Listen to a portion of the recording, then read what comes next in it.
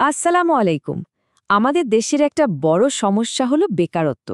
কিন্তু এর সমাধানটা হয়তো আমাদের পায়ের নিচেই আছে, আমাদের মাটিতে, আমাদের কৃষিতে। কৃষি মানে কিন্তু শুধু ফসল ফলানো নয়, এটা একটা বিশাল জগৎ যা প্রত্যক্ষ আর পরোক্ষভাবে লক্ষ লক্ষ মানুষের কাজের ব্যবস্থা করে। তো যখনই আমরা দেশের বড় বড় অর্থনৈতিক চ্যালেঞ্জ নিয়ে কথা বলি, বেকারত্বের সমস্যাটা কিন্তু সবার আগে চলে আসে। আসলে কি তাই? চলুন আজকের এই আলোচনাটা এই প্রশ্নটা দিয়েই শুরু করা যাক। কিন্তু কি হবে যদি বলি এই বিরাট চ্যালেঞ্জের একটা অন্যতম শক্তিশালী সমাধান আমাদের চোখের সামনেই আছে, আমাদের মাটিতে, আমাদের খামারগুলোতে? চলুন কৃষির এই অসাধারণ সম্ভাবনাকে আজ একটু অন্যভাবে, আরও গভীর থেকে দেখার চেষ্টা করি। আজকের আলোচনাটা আমরা মূলত এই 5টি ভাগে ভাগ করেছি। প্রথমে দেখব বেকারত্ব আর কৃষির সম্ভাবনা নিয়ে, এরপর জানব মাঠের প্রত্যক্ষ শক্তি সম্পর্কে, তারপর কথা বলবো কৃষিভিত্তিক শিল্প আর ব্যবসা নিয়ে, দেখব কিভাবে গ্রামীণ অর্থনীতির রূপান্তর ঘটছে, এবং সবশেষে আলোচনা করব কৃষি আর চাকরির ভবিষ্যৎ নিয়ে।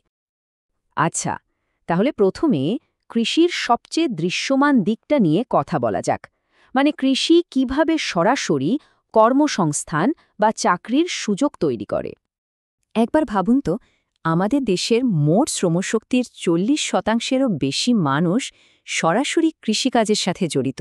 এই সংখ্যাটা কিন্তু বিশাল। এটাই চোখে আঙ্গুল দিয়ে দেখিয়ে দেয় যে আমাদের অর্থনীতির ভিতটা কতটা শক্তভাবে কৃষির ওপর দাঁড়িয়ে আছে। আর এই সরাসরি কর্মসংস্থান মানে কিন্তু শুধু ধান বা পাট চাষ করা না, ফসল উৎপাদন তো আছেই, তার সাথে পশুপালন, যেমন ধরুন ডেইরি ফার্ম বা পোলট্রি, আর মাছ চাষের মতো খাতগুলো কিন্তু লক্ষ লক্ষ মানুষের কাজের সুযোগ তৈরি করছে, বিশেষ করে গ্রামের নারী আর তরুণদের জন্য। তবে এখানে একটা চ্যালেঞ্জও আছে। অর্থনীতিবিদরা একে বলেন ছদ্ম বেকারত্ব।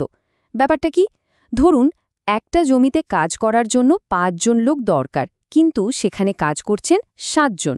ওই যে বাড়তি 2 জন, তারা দৃশ্যত কাজ করলেও উৎপাদনে কিন্তু তাদের তেমন কোনো প্রভাব নেই। এটা একটা লুকানো সমস্যা। কিন্তু মজার ব্যাপার হলো, এই চ্যালেঞ্জটাকেই কিন্তু একটা বিরাট সুযোগে বদলে ফেলা সম্ভব। কিভাবে?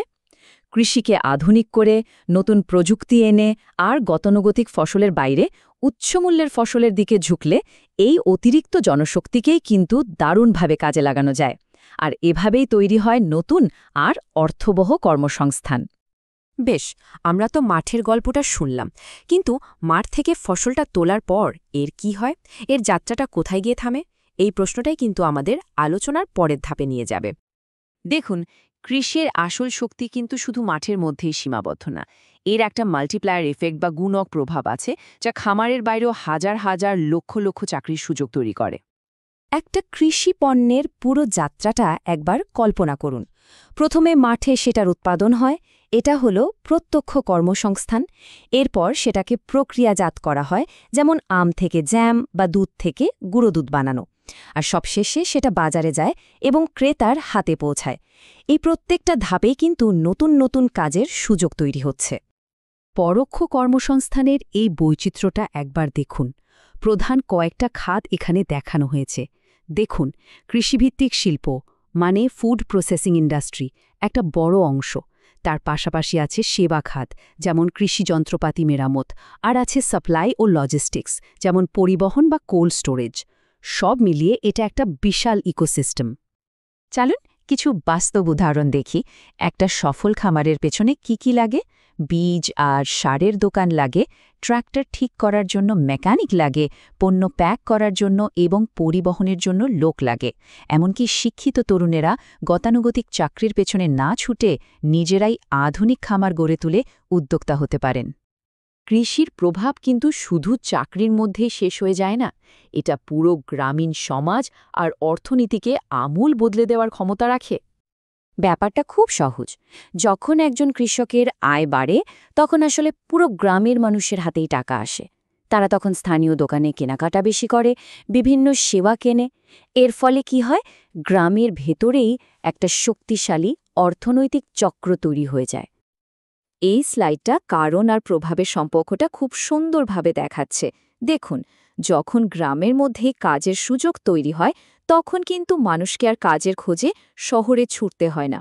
এতে শহরের ওপর চাপ কমে, আর যখন গ্রামের মানুষের জীবনযাত্রার মানটা ভালো হয় তখন তা পুরো দেশে দারিদ্র্য কমাতেও সাহায্য করে। এতক্ষণ তো আমরা বর্তমানে ছবিটা দেখলাম, কিন্তু ভবিষ্যতের জন্য কৃষিখাতকে আমরা কিভাবে আরও শক্তিশালী করে তুলতে পারি? চলুন এবার সেই সম্ভাবনাগুলোর দিকে একটু তাকাই। এই কথাটাতেই কিন্তু আসল সারমর্মটা লুকিয়ে আছে। ভবিষ্যতের সম্ভাবনাকে সত্যি করতে হলে আমাদের ৩টা জিনিস লাগবে: সঠিক পরিকল্পনা, আধুনিক প্রশিক্ষণ আর প্রযুক্তির স্মার্টেস্ট ব্যবহার। এগুলো নিশ্চিত করতে পারলেই কৃষি খাত আমাদের অর্থনৈতিক উন্নয়নে আরও অনেক গতিশীল ভূমিকা রাখতে পারবে। তাহলে সারসংক্ষেপ করলে এটাই দাঁড়ায় যে বেকারত্ব মোকাবেলায় কৃষি ৩টি দিক থেকে কাজ করে। প্রথমত, মাঠ পর্যায়ে সরাসরি কর্মসংস্থান বাড়িয়ে। দ্বিতীয়ত, কৃষিভিত্তিক শিল্প আর সেবা খাতের বিস্তার ঘটিয়ে। আর তৃতীয়ত, একটা শক্তিশালী গ্রামীণ অর্থনীতি তৈরি করে যা মানুষকে গ্রামেই ধরে রাখতে পারে। সবশেষে একটা প্রশ্ন রেখে যেতে চাই। আমরা যদি সবাই মিলে সঠিক প্রযুক্তি, পরিকল্পনা আর বিনিয়োগটা নিশ্চিত করতে পারি, তাহলে একবার ভাবুন তো, কৃষি খাত আমাদের দেশের ভবিষ্যৎ অর্থনীতি আর কর্মসংস্থানের চিত্রটাকে ঠিক কতটা বদলে দিতে পারে। এই সম্ভাবনাটা কিন্তু সত্যি অসীম।